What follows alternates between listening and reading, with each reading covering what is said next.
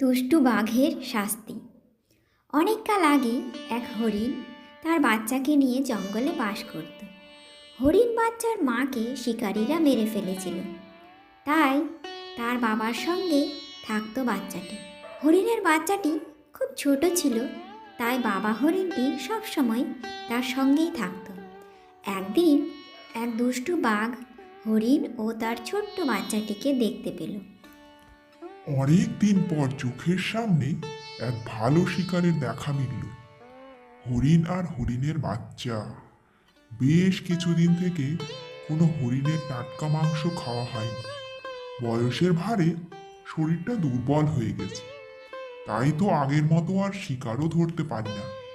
প্রথমে হরিণের বাচ্চাটাকে খাবো, তারপর হা হা হা। আমার খুব খিদে পেয়েছে, আমাকে কিছু খেতে দাও বাবা। আমার সোনা, তুমি এখানে একটু থাকো, আমি তোমার জন্য কিছু খাবার খুঁজে নিয়ে আসছি। এখানেই থাকবে, কিন্তু কোথাও যাবে না। ঠিক আছে বাবা, আমি এখান থেকে কোথাও যাব না, তুমি কিন্তু তাড়াতাড়ি ফিরে আসবে। ওইদিকে আড়ালে দাঁড়িয়ে দুষ্টু বাঘ হরিণ ও তার বাচ্চার সব কথা শুনছিল। ও বাহ বাহ, এই তো সুযোগ। তারপর হরিণ তার বাচ্চার জন্য খাবার খুঁজতে বেরিয়ে গেল। অনেক খোঁজাখুঁজি করেও হরিণ কোনো খাবার খুঁজে পেল না। সেইখানে গাছে একটি বক বসেছিল। সে হরিণকে জিজ্ঞেস করল, কি হয়েছে হরিণ ভাই, এত মন খারাপ করে আছো কেন? আর বলো না বক ভাই, আমার ছোট্ট বাচ্চা না খেয়েই আছে। অনেকক্ষণ ধরে জঙ্গলের ভিতর খাবার খুঁজছিলাম, কিন্তু কোনো খাবার খুঁজে পেলাম না। হ্যাঁ হরিণ ভাই, এই জঙ্গলে খাবারের এতটাই অভাব, প্রচণ্ড খরার কারণে সব ঘাস শুকিয়ে গেছে। বৃষ্টি না হওয়া পর্যন্ত আর কচি ঘাস জন্মাবেও না। বক ভাই, তাহলে এখন আমি কি করব? আমার বাচ্চাটা যে খিদের জ্বালা ছটপট করছে। তুমি কোনো চিন্তা করো না, আমি তোমাকে কিছু কচি ঘাস এনে দিচ্ছি। এখান থেকে অনেক দূর এক গ্রামের পুকুর পাড়ে আমি কিছু কচি ঘাস দেখেছিলাম। তুমি এখানেই থাকো, আমি চট করে গিয়ে কিছু কচি ঘাস তোমার জন্য নিয়ে আসছি। কিছুক্ষণ পর বক কিছু কচি ঘাস নিয়ে ফিরে এলো। এই নাও, এই ঘাসগুলো তোমার বাচ্চার জন্য নিয়ে যাও। ধন্যবাদ বক ভাই, তোমার এই উপকার আমি কখনো ভুলব না। তারপর হরিণ কচি ঘাস নিয়ে ফিরে এলো। ফিরে এসে হরিণ তার বাচ্চাকে কোথাও দেখতে পেল না। এ কি, আমার ছোট বাচ্চাটা কোথায় গেল? আমি তো তাকে এখানেই রেখে গিয়েছিলাম। তাহলে কি কেউ আমার ছোট্ট বাচ্চাটিকে খেয়ে ফেললো নাকি?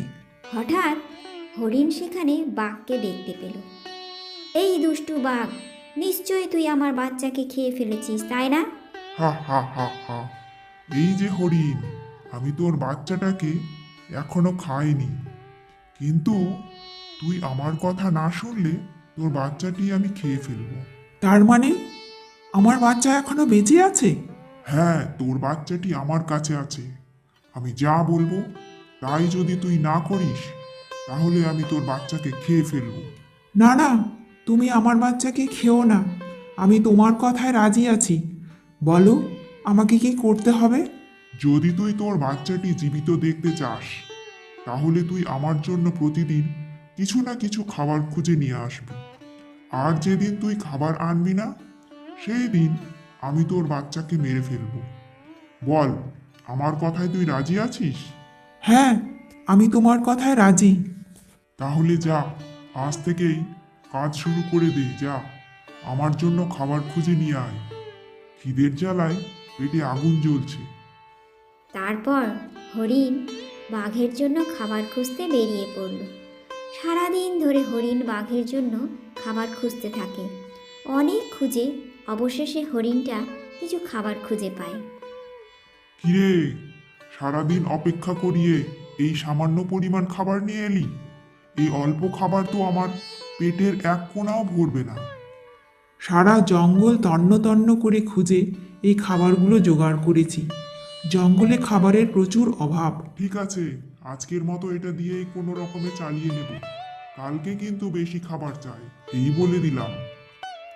এইভাবে হরিণটা প্রতিদিন বাঘের জন্য কোনো না কোনো খাবার জোগাড় করে নিয়ে আসতো, আর বাঘ সেটা বসে বসে খেত। বাহ বাহ বাহ, ভালো খাবার জোগাড় করেছিস দেখছি।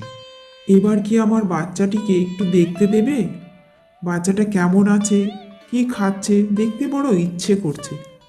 শোন, তোর বাচ্চা অনেক ভালো আছে, তবে এখন তুই তার সঙ্গে দেখা করতে পারবি না। 1 মাস পর তোকে দেখা করতে দেব। কেন? 1 মাস পরে কেন? আহ, এত প্রশ্ন করিস না তো। আমার কথা মতো না চললে আমি আজই তোর বাচ্চাকে খেয়ে ফেলবো। না না, ঠিক আছে, 1 মাস পরে দেখলেই হবে। তুমি আমার বাচ্চাটির কোনো ক্ষতি করো না। তবে যা, এখন আমার জন্য কিছু খাবার জোগাড় করে আন। এইভাবেই হরিণটা বাঘের জন্য খাবার জোগাড় করে আনতো, আর দুষ্টু বাঘটা পেট ভরে খাবার খেত। এইভাবেই 1 মাস কেটে গেল। এবার তো 1 মাস পূর্ণ হয়ে গেছে। এখন আমার বাচ্চাটিকে একটু দেখতে দাও। আরে দাঁড়া দাঁড়া, এত তাড়াহুড়ো করছিস কেন? দেখবি, অবশ্যই তুই তোর বাচ্চাকে দেখবি, তবে আরো 1 মাস পর। আরো 1 মাস তুই আমার জন্য খাবার জোগাড় করে আনবি, নইলে কিন্তু আমি তোর বাচ্চাটিকে খেয়ে ফেলবো। তুমি কিন্তু কথা দিয়ে কথা রাখোনি। তোর এত বড় সাহস! দাঁড়া, এক্ষুনি আমি তোর বাচ্চাটিকে খেয়ে নেব। তোর বাচ্চাটি কিন্তু আগের চেয়ে আরো হৃষ্টপুষ্ট হয়েছে। না না, আমি তোমার কথায় রাজি আছি। তুমি আমার বাচ্চাকে মেরো না। তাহলে যা, আমার জন্য খাবার জোগাড় করতে যা।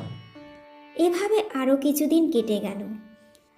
একদিন হরিণ সারাদিন ঘুরে কোনো খাবার জোগাড় করতে পারল না, তাই সে মন খারাপ করতে লাগলো। হরিণ যেখানে দাঁড়িয়েছিল সেখানেই একটি গাছে ছিল সেই বকটি। সে হরিণকে দেখে জিজ্ঞেস করলো, কি হরিণ বন্ধু, মন খারাপ করে আছো কেন? কি হয়েছে? তারপর হরিণ সব ঘটনা বকের কাছে খুলে বলল। সব কথা শুনে বক হরিণকে বলল, তুমি কিন্তু ভুল করছো। ওই বাঘ একটা দুষ্টু মিথ্যাবাদী বাঘ। একবার সে আমার সাথেও এরকম করেছিল। সে আমার এক ছানাকে খেয়ে ফেলেছিল, আর আমাকে পুরো 3 মাস এভাবে তার জন্য খাবার জোগাড় করতে বলেছিল। সে বলেছিল আমার বাচ্চাটি জীবিত আছে, কিন্তু অবশেষে আমি সব জানতে পারি। তাহলে তো ওই দুষ্টু বাঘ আমার বাচ্চাটিকেও খেয়ে ফেলেছে। এইভাবে আর অন্যায় সহ্য করা যায় না, এর একটা বিহিত করা দরকার। শোনো, আমার মাথায় একটা বুদ্ধি এসেছে। তারপর বক তার বুদ্ধির কথাটা হরিণকে খুলে বলল। কি, কাজটা ঠিক মতো করতে পারবে তো? হ্যাঁ, নিশ্চয়ই পারবো। কিরে, আজ আমার খাবারটা এখানে রেখেছিস কেন? কারণ এটাই তোমার জীবনের শেষ খাবার, দুষ্টু বাঘ। তার মানে তুই সব কিছু জেনে ফেলেছিস? তোর এত বড় সাহস, তুই আমাকে ধমক দিস? এবার তো আমি তোকে ছিঁড়ে ছুঁড়ে খাবো। বক ভাই, তাড়াতাড়ি করে কাজটা সেরে ফেলো। ওরে, ওরে বাবারে, আমার মাথায় কি পড়লো এটা? কেউ আমাকে বাঁচাও, বাঁচাও।